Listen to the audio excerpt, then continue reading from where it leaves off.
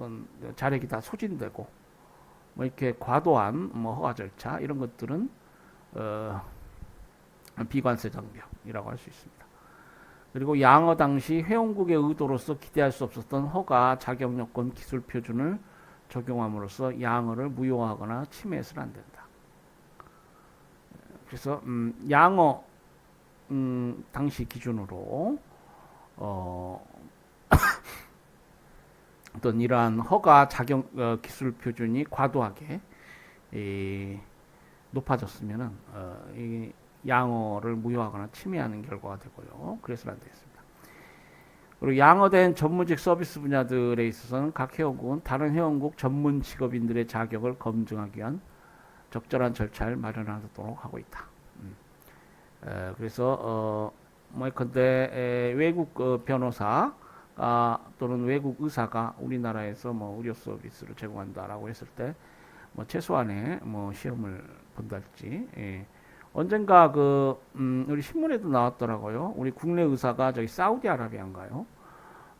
거기에서 어떤 전문의 자격을 취득하고 의료 서비스 공급하는데 뭐 간단한 구술 시험을 통해서 그 자격을 부여받았다. 뭐 이렇게 인터뷰에 나오던데요. 뭐 그런 것들이 여기에 해당이 되겠습니다. 자, 다음으로 이제 서비스무역 일반 협정은 인정제도에 관해서 규정을 두고 있습니다. 인정. 어떤 교수님들은 인증이라고도 하고요. 인정.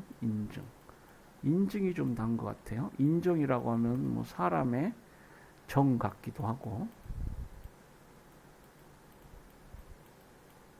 정자가 낫지 않나. 예.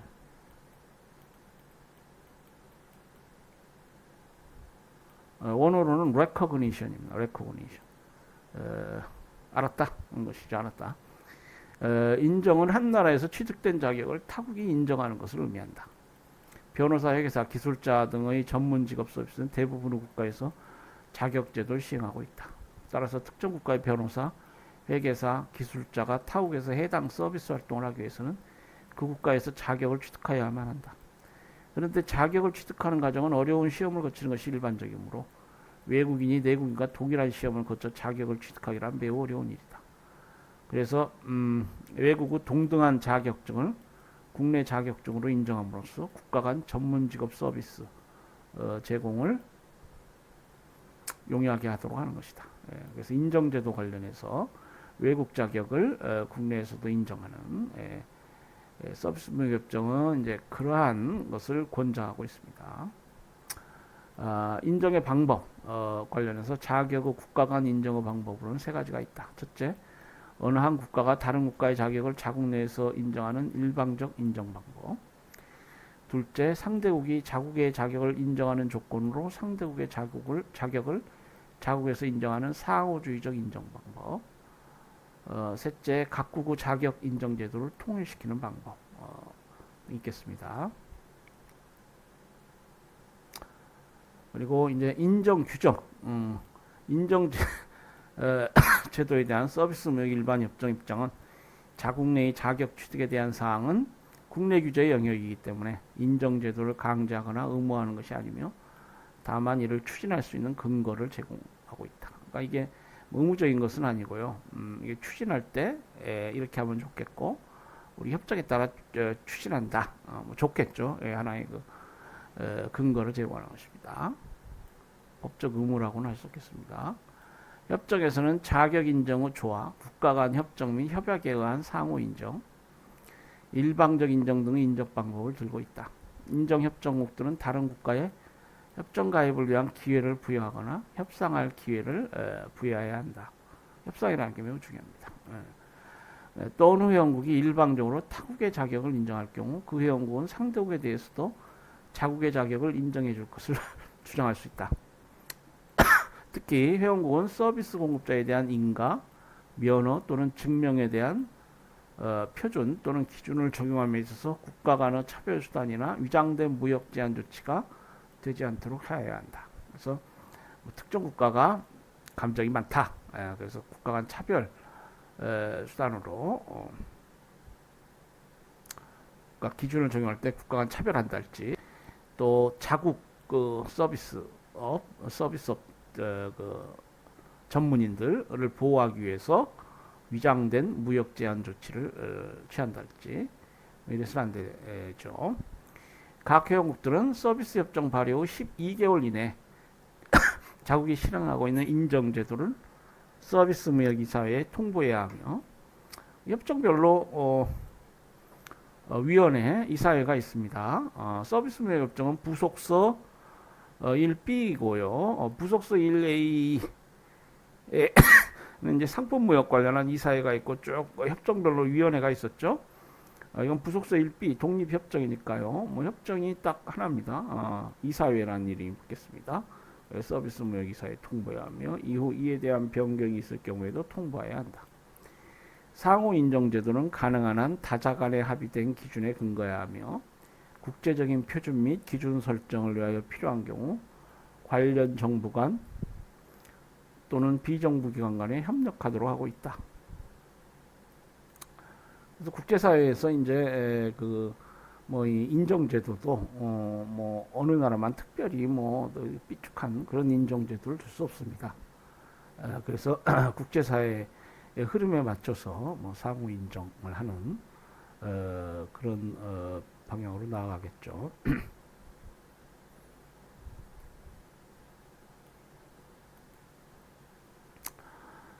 자, 독점 서비스 공급자 관련한 규정이 있습니다. 자, 이 협정에서 독점 서비스 공급자라고 하면은 국내 시장에서 당해 서비스의 유일한 공급자로서 국가로부터 독점권을 인가받은 공공 혹은 민간의 사업체를 의미한다. 예컨대 우리 한국전력 전력 서비스를 국가로부터 특별법에 따라서 독점적으로 공급하죠. 뭐 도시 가스공사랄지 뭐 이런 그리고 또 KT 또는 SKT 같은 어떤 통신 서비스 공급자들도 그렇고 여기 준하겠죠. 자, 이외에도 국가가 공식상으로나 사실상으로 소수의 서비스 공급자를 인가 또는 설립하는 경우나 자국 영토 내에서 서비스 공급자 간의 경쟁이 실질적으로 없는 배타적 서비스 경우에도 이걸 우리 독점 협정 목적상 독점 서비스 공급자라고 부르겠습니다. 자, 만약 독점 서비스 공급자가 외국 서비스업자에게 필요한 서비스를 제한하게 되면은 양호가 있다고 하더라도 외국 업자는 활동하기 어렵게 된다. 그러니까 뭐 한전이나 또 통신 SKT 이런 기업들이 외국 서비스업자에게 필요한 서비스 제공하지 않는다. 그럼 큰 문제죠. 예를 들어 어떤 업종에 양호가 되어 외국 기업이 진출할 수 있게 되었으나 전력이나 통신망을 공급하는 국내 독점 기업이 이를 공급해 주지 않거나 차별한다면 외국 기업 활동은 곤란해질 수 있는 것이다. 따라서 국가 내의 독점 서비스 공급자가 서비스를 공급하는 데 있어서 자국의 의무와 양호 약속에 위배되는 방식으로 해서는 안 된다.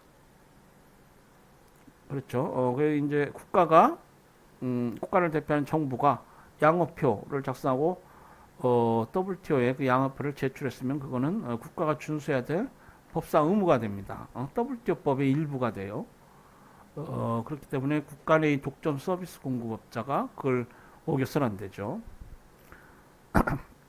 또 독점 서비스 공급자가 독점 영역과 다른 영역에서 직접적으로 혹은 관계 기업을 통하여 경쟁적으로 서비스를 공급하는 경우에도 자신의 독점적 지위를 남용하여 이와 같은 결과를 가져오게 해서도 안 된다. 예, 그래서 이 독점 서비스 공급자는 이 자신의 독점적 지위를 남용해서 외국 서비스 공급을 어렵게 해서는 안 됩니다. 양어의 대상이 된 서비스 분야에 공급상의 독점권을 부여할 경우 당해 국가는 늦어도 독점 시행 3개월 전에 서비스 교육이사에 이러한 사실을 통보해야 하고 이는 제21조 양어 수정에 관한 규정에 따라 처리된다. 네. 그래서 이 독점 서비스 공급자가 시장에서의 어떤 지배적 지위를 남용해서 어떤 외국 서비스 업자를 차별하는 경우가 꽤 있을 수 있기 때문에 이러한 부분이 특별히 이 WTO에 들어가 있습니다. 자, 다음으로 영업 관행 관련한 부분이 있습니다. 국가 내 업계에 존재하는 영업 관행, 비즈니스 프랙티스라고 하죠. 이 경쟁을 제약이란 영업 관행들이 경쟁을 제약하고 서비스 교육을 제한할 수 있겠습니다.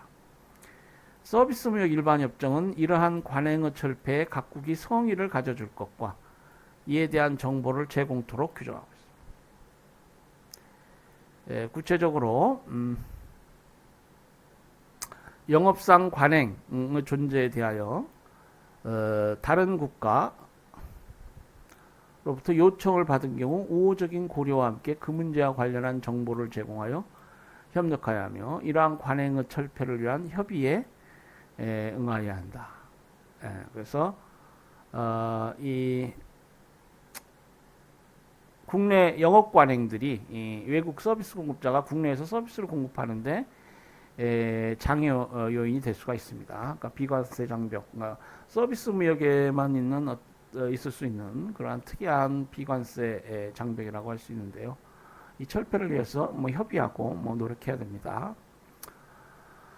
다음에 이 서비스 무역 관련해서 이제 중요한 것이 뭐 지급, 뭐 이전 이런 문제입니다. 지급 및 이전. 여러분 언젠가 신문지상에 뭐 기억이 나실지 모르겠습니다만은 외국계 금융회사가 우리나라에 들어와서 어마어마한 수입을 올리고 그 수익을 송금하였다. 본국으로 송금하였다.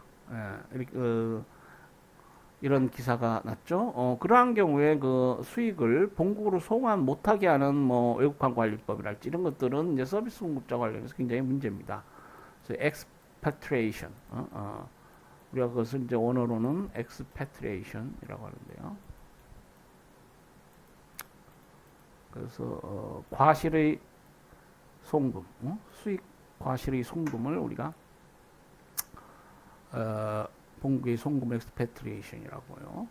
이 서비스 공급이 이루어지고 나서 아까 뭐 제가 페이팔 얘기도 했습니다만은 뭐 외환 규제랄지 이런 걸 통해서 뭐 지급이 잘 안 된 거나 이렇게 되면 이제 서비스 무역이 위축될 수밖에 없습니다. 그래서 지급 및 이전에 관한 그런 부분이 있어요. 서비스 무역에 있어서 자유화 조치가 이루어진다고 하더라도 이에 필요한 자금의 이동이 자유롭지 못하다면 실질적으로 무역이 자유로울 수가 없게 된다.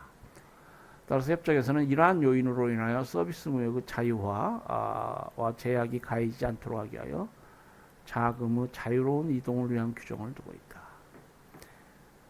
각 회원국은 양화된 서비스 분야의 경상거래, 이 거래에는 뭐 경상거래, 뭐 자본거래, 기준에 따라서 이게 분류할 수 있겠습니다. 경상거래는 이제 통상 행해지는 서비스 분야의 무역거래가 되겠습니다. 이 경상거래에 대한 국제 지급 및 이전에 대해서 제한을 가해서는 안 된다. 이게 큰 어떤 규모의 자본거래도 아니고 경상거래 관련해서 제한해서는 안 되겠습니다. 따라서 서비스의 대가 지급, 급료 송금, 영업수익의 송금 등으로 발생하는 국제 지급 및 이전을 제한해서는 안 된다. 또한 자회사나 지회사 설립을 위하여 필요한 자본금을 반입하거나 기업 청산에 따라 자본금을 반출하는 경우에 있어서 자본 이동을 제한할 수 없도록 하고 있다. 자본 이동도 이 협정상 지금 제한할 수 없도록 되어 있습니다. 단 긴급 수입 제한에 해당하는 경우와 IMF 요청에 의한 경우는 예외로서 제외된다. 이러한 경우에는 지급 및 이전에 제한을 가할 수 있다는 것이죠. 뭐 긴급 수입 제한 조치 관련해서는 뭐 우리 쪽 설명드린 바 있고요. 자국 산업 보호를 위해서 긴급하게 필요한 예외 조치를 할 수가 있습니다. IMF는 지금 외환 관련해서 국제적으로 책임을 지고 있는 국제기구죠. 그렇기 때문에 이러한 경우 예외가 되겠습니다. 자, 개발도상국 참여와 기술 협력 부분이 있습니다. 그러니까 이 서비스 무역은 이제 선진국이 이제 주력 산업이고 무역 거래에 있어서 이제 그 입김이 세고요. 협상 당시에도 개발도상국은 비교적 소극적이었고 선진국은 강하게 이 서비스 무역 일반 협정을 체결해야 한다. 뭐 이렇게 돼 있는데요. 결국 이제 갈등을 겪다가 마지막으로 타협이 이루어져서 협정이 만들어졌는데 결국 개발도상국 참여가 매우 중요하다는 걸 같이 인식하면서 이러한 조항을 두고 있습니다. 그래서 세계 서비스 무역의 증진과 세계 서비스 규모 확립을 위해서는 세계의 모든 국가는 적극적으로 동참해야 한다. 그러나 개발도상국들은 선진국에 비하여 서비스 산업 발전 수준이 낮기 때문에 적극적으로 참여하기 어렵게 되어 있다. 이러한 점을 감안하여 서비스 고역이 개발도상국의 서비스 산업과 전체 산업 발전에 도움이 될 수 있도록 함으로써 개발도상국의 적극적 참여를 유도하고 있다. 그래서 개발도상국의 참여가 특히 중요합니다. 이러한 방안으로 협정은 다음과 같은 규정을 두고 있다. 첫째, 양어 협상 시에 개발도상국의 경우는 그 서비스 산업 발전을 위하여 기술의 상업적인 접근을 통한 개발도상국 국내 서비스의 공급 능력, 효율성, 경쟁력 강화, 개발도상국들의 유통망과 정보망에 대한 접근 개선, 개발도상국들의 관심 대상 수출 분야나 공급 형태에 관한 시장 접근 자유화 등의 요인을 촉진하는 방향으로 이루어지도록 한다.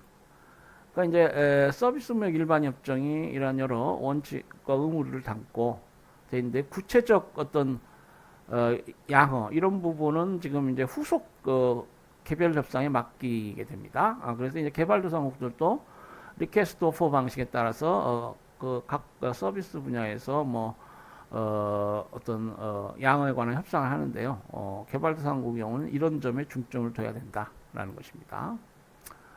둘째, 선진국을 비롯한 여타 회원국들은 개발도상국 서비스 공급자들이 자국 시장에서의 정보를 개발도상국 서비스 공급자들이 쉽게 접근할 수 있도록 하기 위하여 WTO 설립협정 발효 후 2년 이내에 이들 정보 제공 접촉조를 실시하도록 하고 있다. 그래서 이제 선진국의 의무라고 할 수 있겠대요. 개발도상국 서비스 공급자들이 이 선진국 서비스 공급을 위해서 이 선진국 정보를 많이 필요로 할 겁니다. 그래서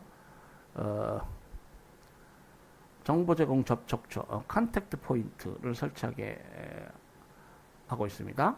그래서 이 접촉처는 서비스 공급의 상업적 기술적 사항, 전문 자격의 등록 인정 취득에 관한 사항, 서비스 기술의 이용 가능성에 관한 사항 등과 같은 정보를 제공하게 된다. 예, 그렇게 되어 있고요.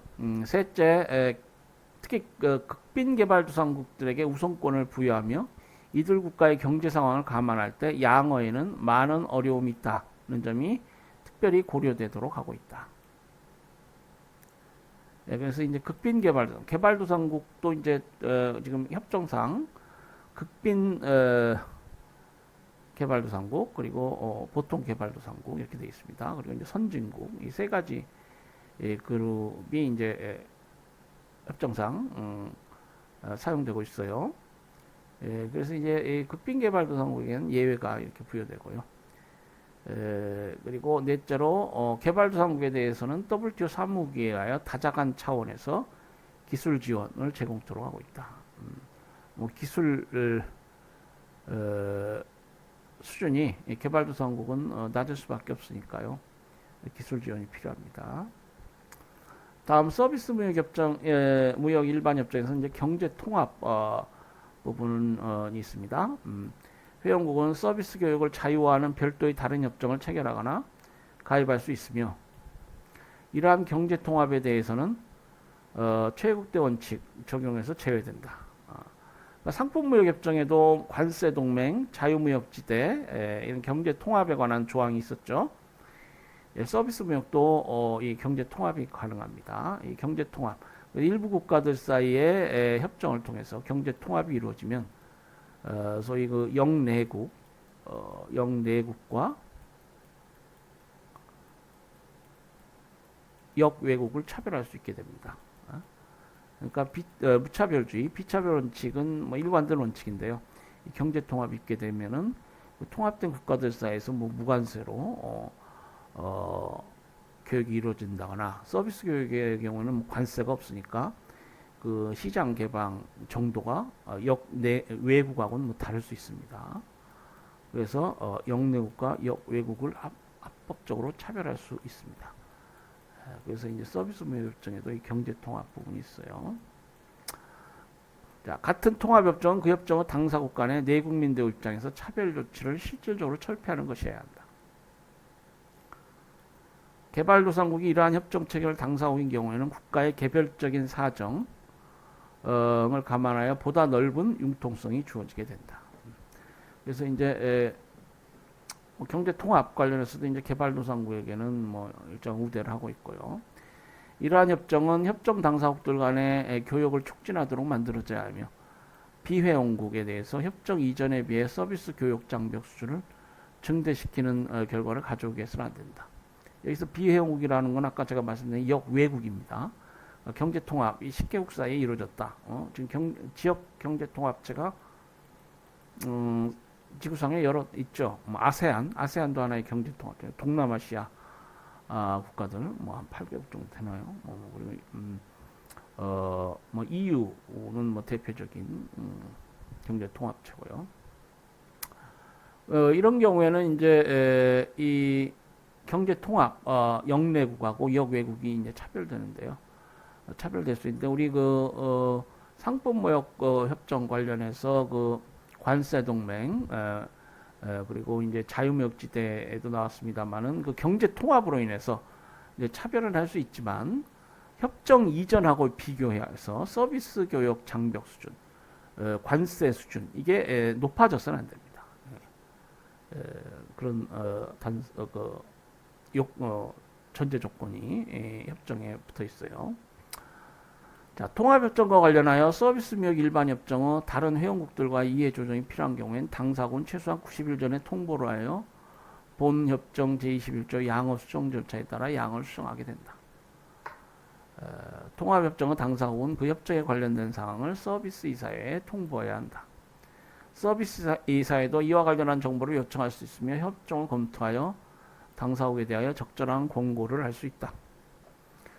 이런 조항들, 다 이게 이제 서비스 무역 일반 협정 조항들을 우리가 이제 설명드리는 겁니다. 뭐 그대로 돼 있어요. 뭐 원어로도 한번 볼 기회가 있으면은 뭐 보면 좋건데요. 시간이 날지 모르겠습니다. 통합협정으로 인하여 서비스 무역 일반 협정의 어느 회원국에 교역상 이익이 주어지게 되더라도 다른 당사국이 이에 대한 보상을 청구할 수는 없다. 예, 그래서 이제 이러한 그 통합협정에 관련한 여러 문제들에 관한 조항을 두고 있습니다. 그러니까 이게 적극적으로 다른 당사국이 어떤 보상을 청구할 권리가 있다고는 할 수 없겠죠. 이건 비합리적이죠. 그러니까 통합협정을 하다 보니까 어느 회원국에 교역상 이익이 주어졌다. 이건 일종의 반사적 이익 불에 해당하고요. 여러분 이제 우리 행정법상 이게 반사적 이익이냐, 뭐 주관적 공권이냐, 적극적으로 청구할 수 있는 주관적 공권이냐, 뭐 이런 논의들이 있을 것입니다. 뭐 그와 비슷하네요. 또 회원국들은 통합협정 회원국 국민에 대하여 거주 및 근로 허가 조건을 면제하는 노동시장 통합협정을 체결할 수 있다. 이건 하나의 그 프로그램적 어떤 조항들입니다. 그래서 이제 WTO법 자체가 이렇게 보다 바람직한 방향으로 이런 것들이 발전하도록 이런 조항들을 두고 있어요. 의무 조항이라고는 할 수 없겠죠. 노동시장 통합적을 체결할 수 있다. 뭐 이런 문구로 되어 있습니다. 다음으로 이제 서비스 무역 일반 협정 그리고 서비스 무역 관련해서도 상품 무역과 마찬가지로 국가들이 구체적으로 그 분야별로 일정한 시장 개방 자유화에 관한 약속을 해야 됩니다. 자, 그래서 그것이 이제 양어입니다. 양해한다. 보통 그러죠. 그걸 알았다 이겁니다. 그리고 그걸 알고 허락한다 이런 것입니다. 서비스 협상 당사국은 자국이 외국 서비스 공급자에게 개방할 수 있는 사항들을 결정하여 양하게 된다. 회원국은 모든 외국 서비스 공급자에 대해서 이 양어에서 합의된 조건보다 불리하지 않은 대우를 하여야 한다. 그렇죠. 한번 양어하게 되면 그건 법이 됩니다. 그래서 그거보다 그 조건보다 불리한 대우를 하면은 WTO법 위반으로 통상 분쟁이 되는 거예요. 지금 상품무역 관련한 분쟁도 많지만 지금 WTO에 처음 들어온 그러니까 1995년 1월인가요? 그러니까 94년에 WTO가 결성되고 출범한 이후에 이 서비스 무역 협정, 일반 협정에 관한 분쟁도 많이 있습니다. 자, 회원국은 시장 접근 약속이 행해진 분야에 있어서는 별도로 양업표상에서 제한에 대한 명시를 하지 않는 한, 그러니까 네거티브 방식이라고 그랬죠. 시장 접근 분야는 시장 개방 분야는 포저티브, 기재하면은 적극적으로 그 기재된 대로 시장 개방이 이루어지고요. 이 제한 부분, 제한 부분에서는 어떠한 제한이 적시되지 않는 한 네거티브 방식이죠. 그 외에 제한을 할 수 없는 것이 됩니다. 지난 시간에 말씀드렸죠. 그래서 별도로 양업표상에서 제한에 대한 명시를 하지 않는 한 공급자 수, 거래 총액 및 자산 총액, 총 영업량 및 총 산출량, 고용인원, 기업 형태나 합작 투자, 외국 자본 참여 등에 있어서 원칙적으로 제한 조치를 취할 수 없다. 그래서 제한 조치를 취하려면은 적극적으로 이러한 사항에 관해서 기재를 해야 됩니다. 자, WTO 서비스 무역 일반 협정에서 이제 내국민 대우 관련한 조항을 두고 있습니다. 그러니까 서비스 무역 일반 협정에는 그 무차별주의, 최애국 대우 앞에 나왔죠. 이 최애국 대우와 내국민 대우가 인정이 된다는 것입니다. 내국민 대우는 영업상의 제반 여건에 있어서 내국인과 외국인을 동등하게 대우할 것을 의미한다. 그렇죠. 서비스 무역 일반 협정상에는 자국이 양호한 서비스 분야에 있어서는 양업표상에 규정한 조건이나 제한을 제외하고는 서비스 공급에 영향을 미치는 모든 조치들에 있어서 외국 공급자에 대하여 자국 공급자보다 불리하지 않은 대우를 부여하도록 하고 있다. 그러니까 차별해서는 안 돼요. 물론 이제 양업표상에 그 제한 관련해서 이제 명시적으로 기재를 하면은 그 부분은 효력이 있는 것이죠. 자, 내국민 대우를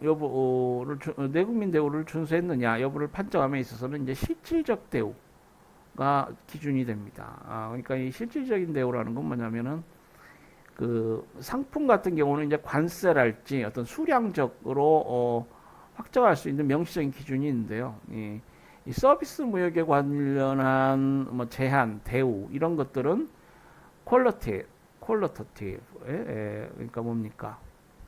퀄리터티브, 질적인 영어 발음이 잘 안 나오네. 질적인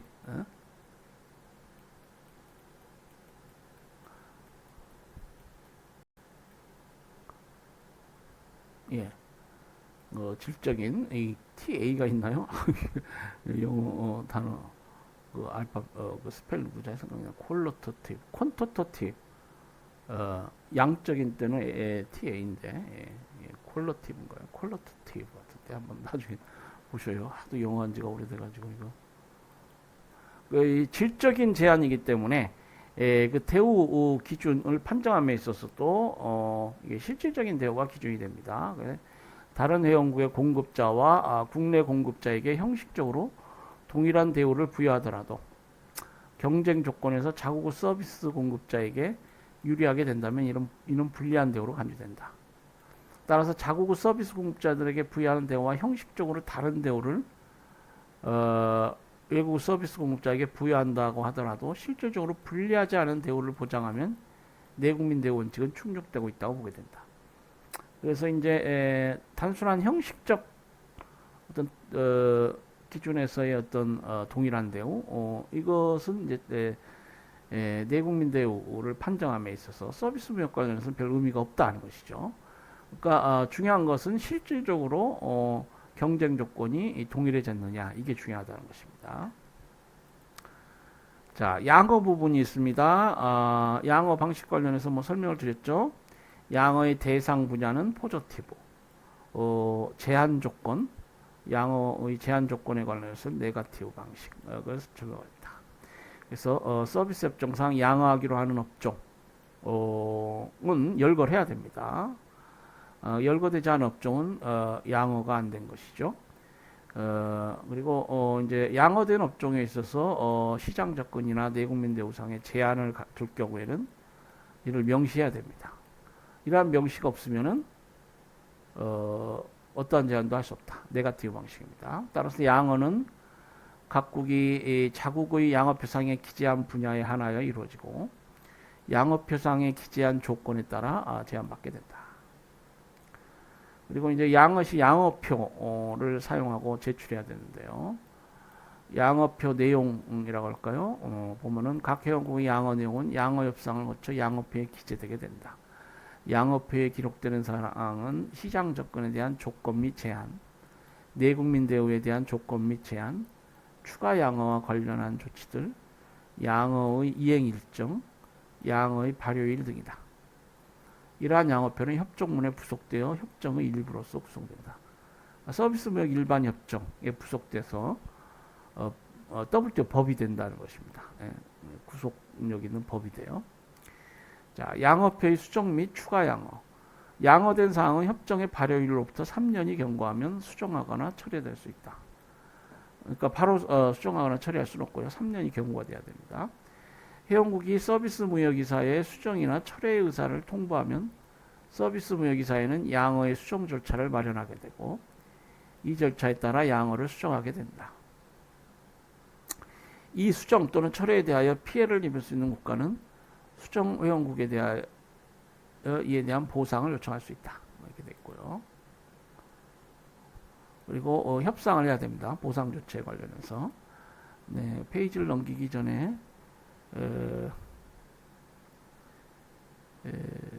가츠 양어표상 우리 줄을 잠깐 보면은요. 서비스를 1개 분야 155개 업종으로 나누고 있습니다. 서비스라는 1개 분야는 사업 서비스, 통신 서비스, 건설 및 관련 기술 서비스, 유통 서비스, 환경 서비스, 보건 및 사회 서비스, 교육 서비스, 금융 서비스, 문화오락 스포츠 서비스, 교통 서비스.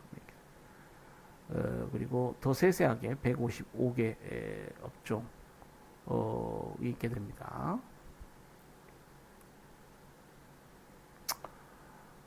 그래서 이제 여기 우리 주에도 있지만은 양어표에 이제 기재를 해서 제출해야 되고 그 양어표 기재 사항은 각 해당 난에 기재하게 됩니다.